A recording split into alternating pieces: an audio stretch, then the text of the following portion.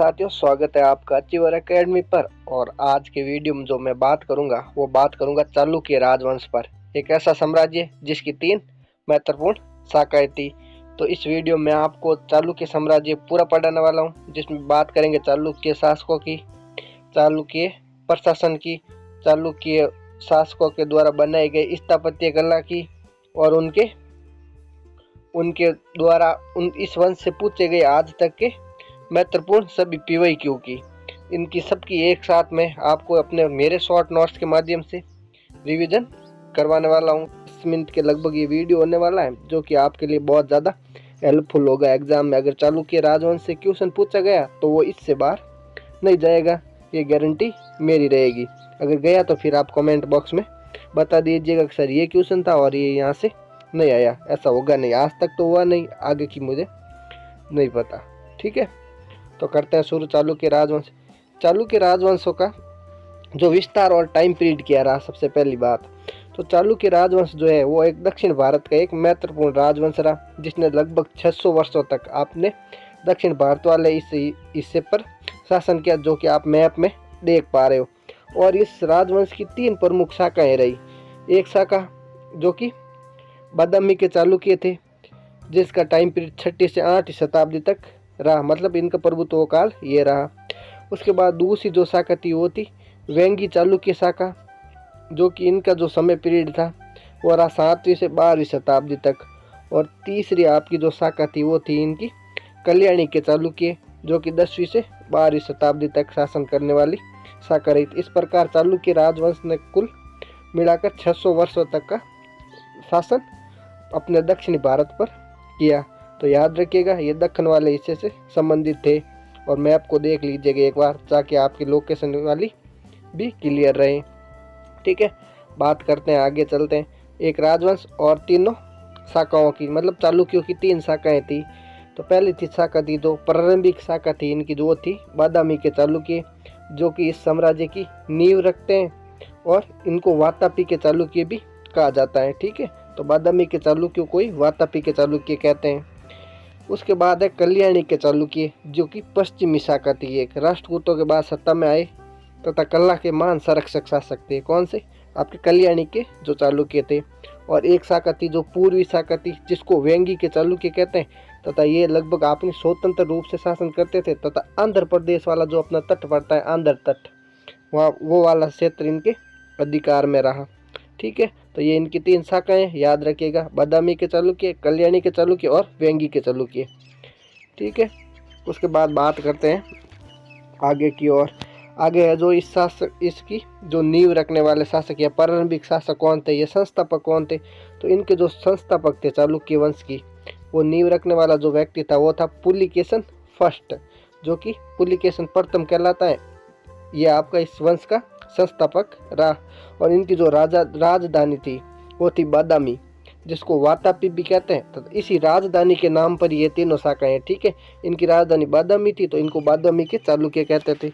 उनकी राजधानी अलग थी तो उनको कल्याणी थी तो कल्याणी वाले, और वेंगी थी तो उनको वेंगी के चालुक्य कहते हैं। बाद में बात करते हैं इनके टाइम पीरियड की।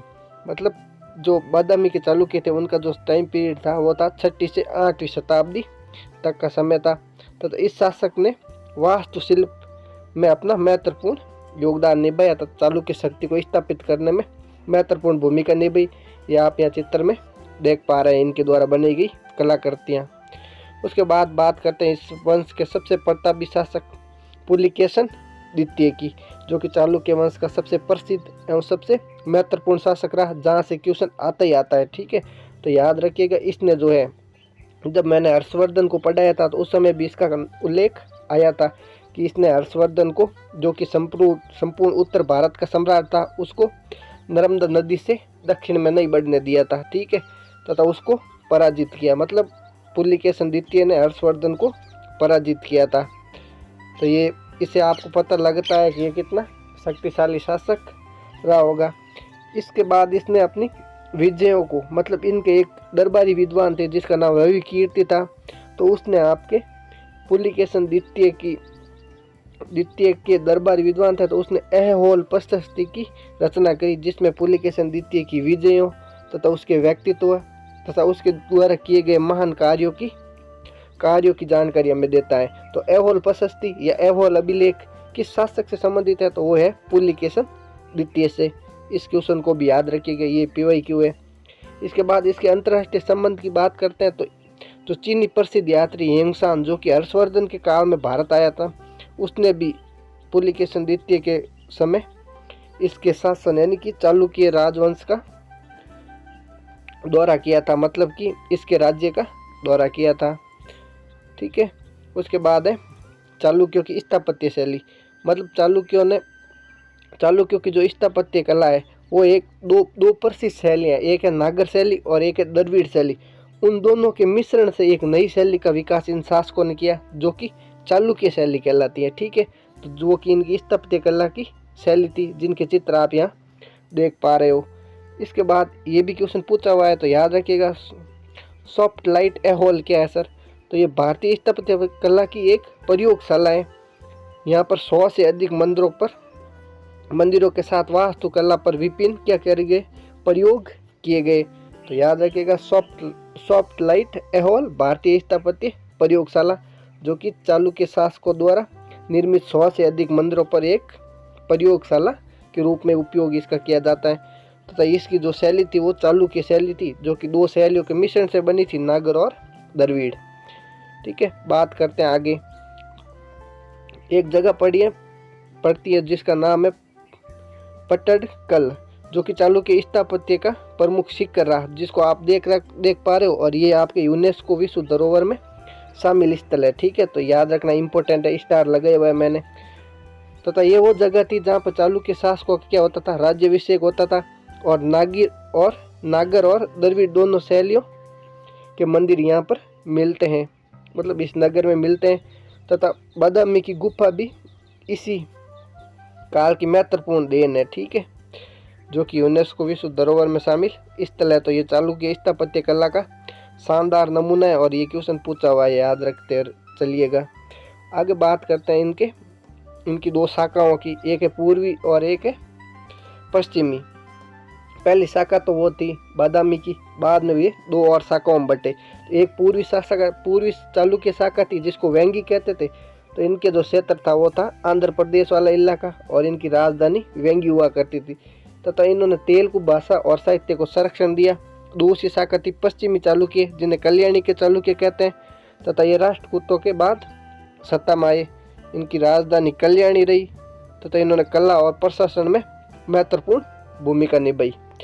उसके बाद बात करते हैं इस साम्राज्य में चालुक्य प्रशासन की, मतलब इनका प्रशासन किस प्रकार का रहा, उसी पे बात करते हैं, क्योंकि प्रशासन में बड़े एग्जामों में क्वेश्चन प्रशासन से भी पूछे जाते हैं। तो इसका मतलब ये है कि मैं आपको कला संस्कृति वाला पार्ट भी साथ साथ पढ़ाता चला जा रहा हूँ। ठीक है, मतलब मैंने केवल शास्त्र की नहीं पढ़ाई, उनके साथ उनकी राजनीतिक स्थिति, धार्मिक स्थिति, कला संस्कृति और प्रशासनिक व्यवस्था, सारी चीज़ों को एक साथ अपने शॉर्ट नोट्स में ऐड करके आपको पढ़ा रहा हूँ। तो इनकी जो प्रशासनिक व्यवस्था थी, राजतंत्रात्मक शासन व्यवस्था थी, यानी कि राजा इनमें सर्वोच्च हुआ करता था। इसके बाद इनके राजा के नीचे सामंत हुआ करते थे, तथा सामंत और सामंतों के ऊपर जो होते थे वो थे अधीनस्थ राजा, जो कि इनके अंडर में कार्य करते थे।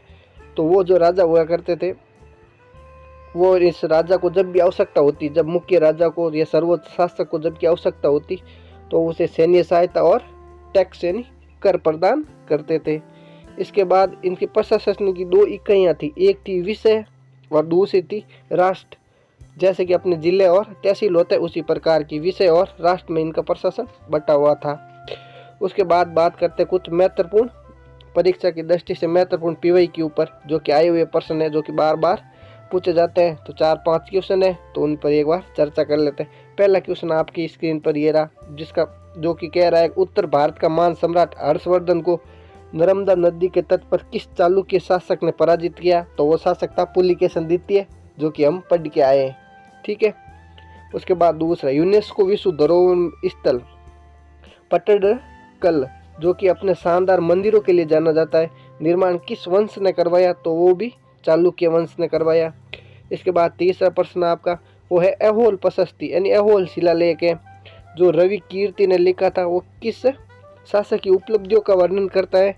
तो ये भी पुलिकेशन द्वितीय का वर्णन करता है। और पश्चिम यात्री हेमसान जो कि चालुक्य राज्य का दौरा किया था, तो उस समय शासक कौन था, तो उस समय भी पुलिकेशन द्वितीय शासन था, ये उसका शासन था। ठीक है, तो ये था आपका चालुक्य राजवंश जिसको मैंने शॉर्ट रिवीजन करवाया। Thank you so much.